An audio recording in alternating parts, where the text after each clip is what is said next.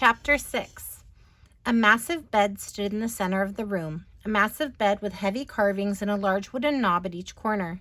Maggie approached it cautiously and slid her hand over one of the knobs. It was smooth as a glass ball and as cold. A headmistress's room, with a braided rug on the floor, framed scenes of some foreign city with canals and strange boats, and a dresser cluttered with bottles and hair things. "This is a bedroom," she said in her head to her 5 girls. "And this is a dresser. And these," she held up a clutch of pink objects, "are curlers." "Ooh, what are curlers? You wrap your hair around them, and after a while you have a whole bunch of curls. Look, I'll show you." And she slowly wound ropes of her hair, wet still from her mouth, around the fat tubes in her hand, clamping them shut with a little click. "Ooh, how wonderful, what beautiful curls, all pink. No, dummies. These aren't the curls. Later, when I take the curlers out, you'll see. I'll have beautiful curls all around my face."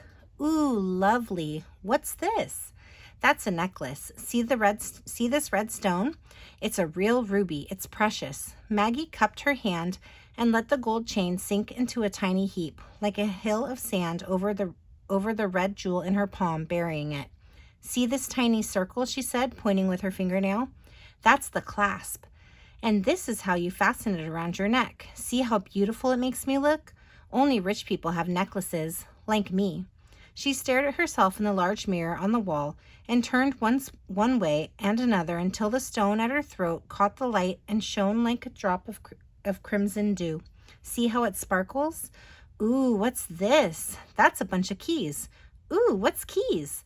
"Keys are for unlocking doors. Look." And she led them to the bedroom door, where she tried one key after another until she found one that turned. "Ooh, look what happens." The girls all cried as a little metal tongue shot in and out of its plate. "Come on," Maggie said. "Let's see the other rooms." And she led the 5 backward girls from the bedroom and down the hall. "Let's see what's in here," she said, opening another door and stepping into a room not unlike the one she had just left. The other aunt's bedroom. Which one? Green or brown? Freckles or wrinkles? Harriet or Lillian? It didn't much matter. "Ooh, look how big." "Yes, it's big. Look at what happens when I pull this string. The curtains open. And when I pull it again, they close. Now they open. Now they close. It's magic. Watch. Open, close." "Ooh, you broke the string." "Right. I can break anything I want around here." "Ooh, that's bad." "No, it's not. It's good. Look at this. It's perfume. Smell." And she sprayed a puff of mist into the air. "Ooh, delicious. Spray some on me, and on me, and on me." "Okay, line up. You first, Anne." And she pressed the little rubber bulb 5 times more. "Now look at these. These are evening slippers. They're for going to parties. Ooh, how shiny. They're satin, silver satin." And she rubbed their smooth skin against her thumb, her cheek, her upper lip. "Now look how tall they make me." "Ooh, how wonderful. May we wear them too?" "No, you're too poor. Anyway, you'd fall. The heels are too high for you." And she extended her arms to balance her way out of the room and across the hall to another door. "Ooh, what room is this?" "This is the bathroom, dummies. See the tub?" "Ooh, what's a tub?" "This.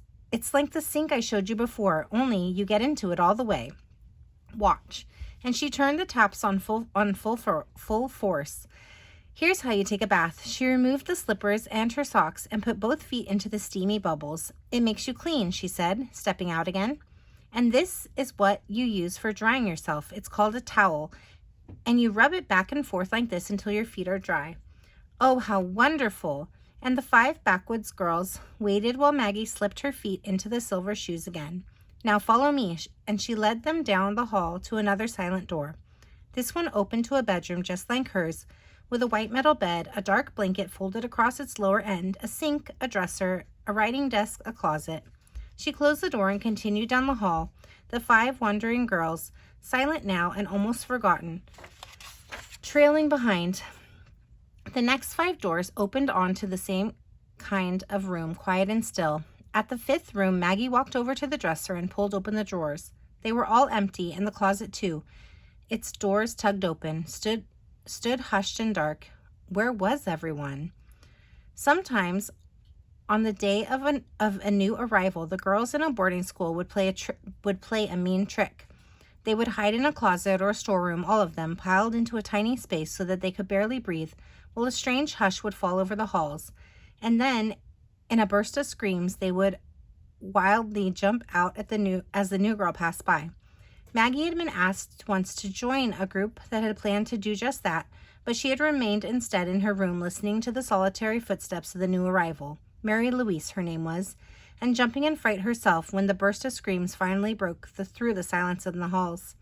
Maybe the girls in this school were planning to play the same trick on her.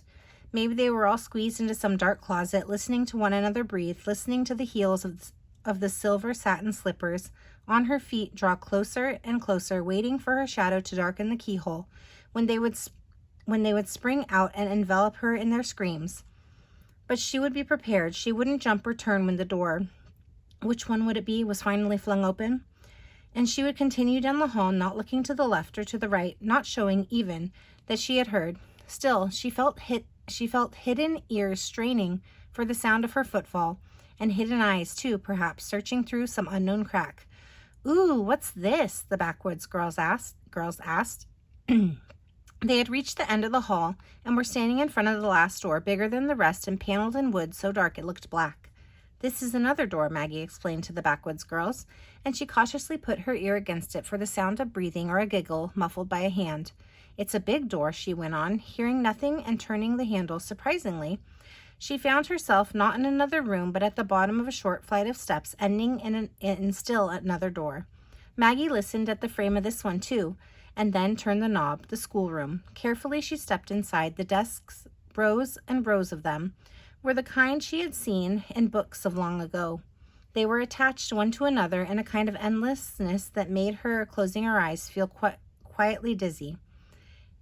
The seat back of one became the front of the next, and the seat back of that formed the front of still another, and on, as though in a bad dream, although they did have an end, of course, and a beginning. The very first desk in the row had no seat in front of it at all, just a back. Another door, narrow this time and painted white, stood in the corner of the opposite wall, and Maggie led the 5 barefoot girls across the room so she could open it. She turned the knob and then held still. A bare room. The backwoods girls asked no questions as she gazed into the sunlight pouring unchecked through the narrow windows. A bare room, and yet everything about it suggested the presence of someone suddenly gone. A darkened rectangle of floor varnish outlined a rug now removed, and at the center of each wall hung a hook that held no picture. Wooden rods from which no curtains hung rested above each window frame, and a row of discolored circles marked the places where flower pots had once stood on the sills. The window looked onto the same garden she had seen from her own room, but now she noticed a swing, a single wooden board hanging by ropes from the branch of a tree. A breeze had stirred it slightly, and it gave a crooked start, once, twice, the only moving object in a frozen scene. Maggie turned away. In this room, too, there was a single door in the opposite wall. Did this house have no end? Was every room going to contain a door leading to another room in a chain as dizzying as the thought of the seats and desks in the schoolroom? But this door opened only to an empty closet. A single hanger swayed on the pole. A strange silence swept over her like a hushed wind.